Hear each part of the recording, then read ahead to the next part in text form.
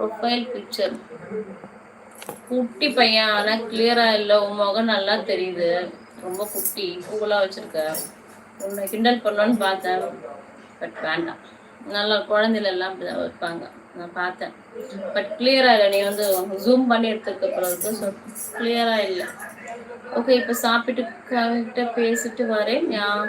ஊருக்கு விட மாட்டாங்க. இன்னும் 20 நாள் ஆகுமா? சீக்கிரம் நீங்க போனா நான் கவிடாம பேச முடியும். ரொம்ப நன்றி அண்ணா, 11 லைக் போட்டிருக்கீங்க, ரொம்ப ரொம்ப நன்றி. வாங்க, சாப்பிட்டீங்களா? சாப்பிட்டீங்களா நீங்க?